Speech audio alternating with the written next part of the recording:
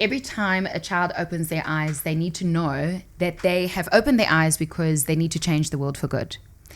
And what a privilege is it when a child can open their eyes in a beautifully redesigned, warm, made-over room. And I called in one of my friends. So I want to introduce you to Carin van Heerden. She is the MD and head of design of Carné Interior Design. What is a room that's remade and that brings warmth and that's redesigned? What does that do for children? So that is so important, especially color-wise and personality-wise. And it's so important to give a child something peaceful, but also something that makes them excited.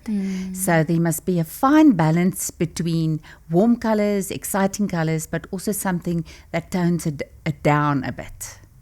If you could give any mom a few tips on how to change just a few things to make room better for baby, toddler, or even a teenager, where do we start? Is it light?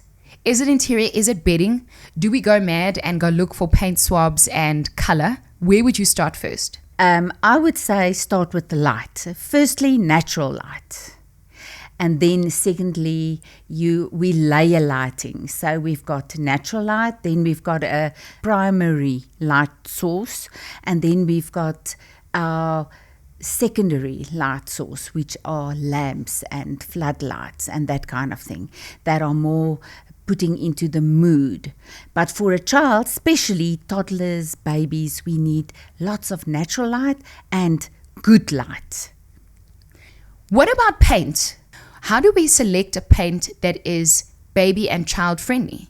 Paint is very important, and in today's time, there is very little paint that is harmful for ourselves or for the environment. So water-based paint cannot do anything to the little ones, and it's got no smell anymore. So you can paint and you can move in within 10 minutes afterwards. Wow. What if you have a little person who loves writing on the walls? Therefore, we do pinner boards or chalkboards. That is a solution. Then they can just enjoy themselves. So they can write to their heart's content. Absolutely. As long as it's not on the wall. Absolutely. But today's paints are totally washable as well. So if you buy a good kind of paint, washable, you should be able to wash it off easily, except if it's a permanent marker. If you could create the ultimate room, where would you start? You're given a blank canvas as an interior creator and you have no limits. What would you do? I think the most important room is a foyer. It tells who lives in the house. Yes. But it's always very difficult because a foyer should not be too personal, because not everybody that steps in your home should see the personal memories of the family. So I would say it must be a bit more professional, but still very inviting. Okay. And then secondly, I would say bedrooms. Bedrooms are so important. A main bedroom for a husband and wife should be an absolute oasis to step down after a hard, stressful day. And then creating spaces for our kids. Safe spaces, bedrooms, but also play areas. And then also important is obviously our entertainment area. So actually just our whole house. What is your take on boxes, like storage boxes? You know, half the time we buy toys, then we give them away. Or we pack them away. So what's your take on storage boxes? Surely, if something's going to be in a storage box, I might as well just give it away. I hope my kids are not hearing this. So that is one of my big passions, is to organize. So you can do it in such beautiful ways. So one of the things I think that we should teach our children is there's a box for each toy or kind of toys. So if you take it down, you play with it, then you put it back, and then you can take the next box.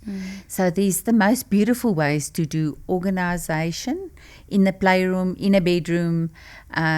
Yes, we love helping with that as well.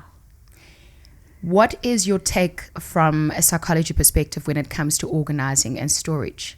I know, for instance, that my little one, who has just turned 6, she loves packing away. Then my 7-year-old, she doesn't care. She can go to bed and it can stay there. It can stay in the room. It can lie on the floor. She doesn't care. What does it do to one's psyche when you rest in an organized space? So that is very important. But we must always remember brains work in different ways. So I think your 7-year-old is maybe more like a right brainer and the little one more like a left brainer. So their brains work in different ways. So for that reason, the eldest one actually needs more organization and more stipulation. So the guidelines towards her for her brain to develop more should be more organized. Where for the little one, it comes more naturally.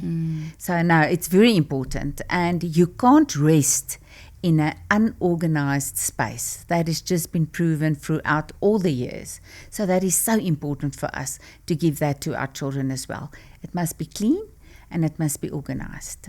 Follow them right now at Carné Designs. My name's Ilana, and I love what you have done for me and my children. I appreciate you. Thanks, Ilana.